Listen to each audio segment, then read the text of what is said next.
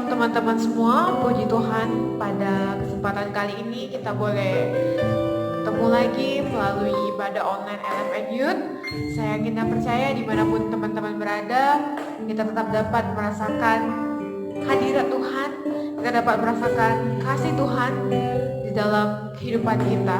Karena kita mempunyai Tuhan yang selalu baik di dalam kehidupan kita. Untuk itu saya ajak teman-teman semua untuk kita naikkan pujian masuk gerbangnya bersyukur.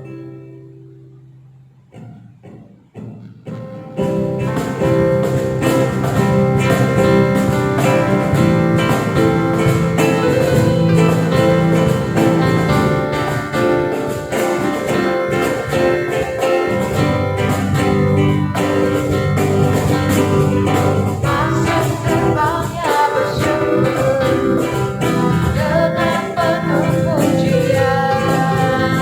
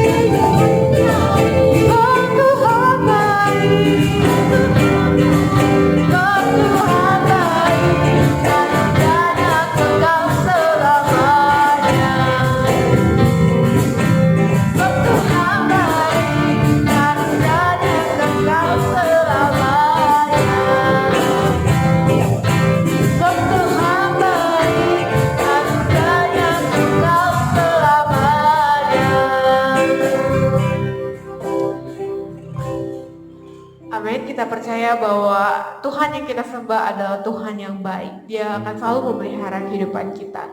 Sebelum kita sama-sama mendengarkan renungan, saya ajak teman-teman yang ada di rumah untuk berdoa.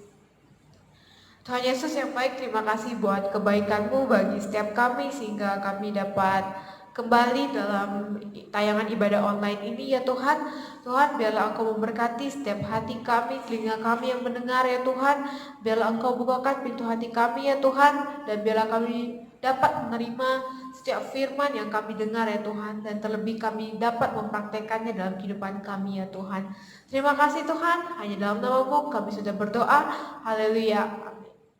Yakin dan percaya bahwa kehidupan kita pada saat ini terus berada di dalam lindungan dan penyertaan Tuhan.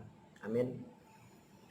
Oke, kali ini kita bakal bahas tentang gaya hidup anak muda yang menyenangkan hati Tuhan.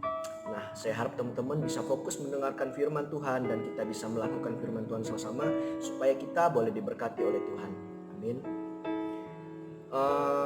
Kita pasti sering dengar banyak stereotip atau omongan yang negatif yang menyinggung kalangan anak muda. Suatu contoh yang bisa saya berikan, misalnya, anak muda itu susah ya mau dengerin nasihat orang tua. Nah, ini udah banyak hal seperti ini yang kita dengerin dari orang-orang banyak ya. Dan masih banyak stereotip negatif lain seperti anak muda yang cenderung terikat dalam pergaulan bebas atau kecanduan obat terlarang, gemar ngerokok, dan terlibat dalam dunia malam. Tapi saya yakin dan percaya teman-teman LFN Youth pasti nggak ada yang seperti saya sebutkan tadi. Nah, ada juga anak muda yang hidupnya lebih kekinian, seperti lebih suka bergaul di medsos ketimbang hidup di dunia nyata.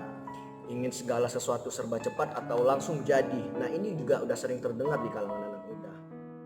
Oke, lifestyle yang seperti ini udah bukan baru terjadi di era sekarang. Bahkan sejak di perjanjian lama juga ini udah terjadi. Banyak orang yang suka bersenang-senang, berpesta pora, dan melakukan hal yang sia-sia. Nah, kehidupan seperti ini seturut dengan tren agar mereka lebih kelihatan gaul ya. Bisa juga demi mendapatkan pengakuan dari lingkungan atau popularitas antar teman-teman sebaya atau kepuasan pribadi. Nah, sebagai anak muda Kristen, kita perlu bijak untuk menata hidup agar tidak terjerumus dalam dampak buruk gaya hidup yang seperti ini atau gaya hidup yang kekinian. Jadi bagaimana sih cara anak muda Kristen yang punya hidup berkenan di mata Tuhan atau anak muda Kristen yang gaul di dalam Tuhan? Nah, salah satu contoh di dalam Alkitab, teman-teman bisa buka di Daniel 1 ayat 1 sampai 9 dan teman-teman bisa baca sendiri. Nah, di situ sosok Daniel itu adalah sosok yang inspiratif dan menyenangkan hati Tuhan. Selain hidupnya tidak bercela, Daniel juga orang yang bijaksana, punya pengetahuan yang luas, serta punya potensi untuk bekerja di istana raja. Nah, hal inilah yang membuat Daniel dikasihi Tuhan dan manusia. Nah, gimana supaya kita punya gaya hidup yang baik sebagai anak muda Kristen? Yang pertama, popularitas karena kualitas. Nggak bisa dipungkiri ya, kebanyakan orang suka yang namanya popularitas. Nah, segala cara dilakuin buat mendapatkan gelar eksis tersebut. Mulai dari rajin update status, selalu pakai barang-barang yang branded atau barang-barang yang terlihat keren, dan juga ingin mendapatkan pengakuan di media sosial. Nah, masalahnya apakah semua itu akan menjadikan kita sebagai anak muda yang baik di mata Tuhan? Saya rasa tentu enggak ya. Oke teman-teman, popularitas sejati itu terjadi karena tindakan dan karakter kita yang baik. Kalau kita ingin punya kualitas hidup yang jadi sorotan Tuhan, giat-giatlah berbuat baik, bertutur sopan dan lembut, sigap membantu orang lain yang membutuhkan.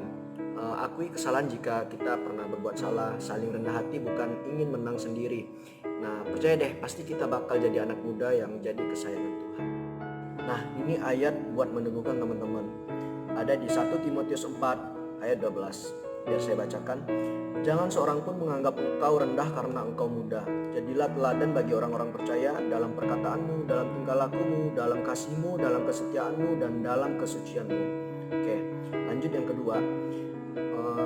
konsumtif akan firman Tuhan. Nah teman-teman, gaya hidup yang konsumtif identik dengan kegemaran kita dalam berbelanja, seperti barang-barang yang tidak terlalu penting, atau kita berpergian ke tempat-tempat eksklusif seperti mall atau yang lainnya lah, tapi dalam kadar berlebihan. Itu yang dimaksud dengan konsumtif. Segala sesuatu yang kita lakuin dengan kadar yang berlebihan. Tapi dalam sudut pandang lain, Tuhan mau kita konsumtif akan firman-Nya. Nah, gaya hidup anak muda Kristen itu harusnya sepadan dengan firman Tuhan. Amin. Kita senang dan tertarik kalau kita membahas firman Tuhan. Pengetahuan akan firman Tuhan menjadi pedoman atau standar hidup kita. Nah, kita mesti aktif juga di dalam persekutuan, aktif berdoa, saat teduh yang membangun relasi kita semakin dekat kepada Tuhan. Dan saya juga punya ayat pendukungnya, ada di Mazmur 119 ayat 9. Ya, saya bacakan. Dengan apakah seorang muda mempertahankan kelakuannya bersih dengan menjaganya sesuai dengan firman-Mu.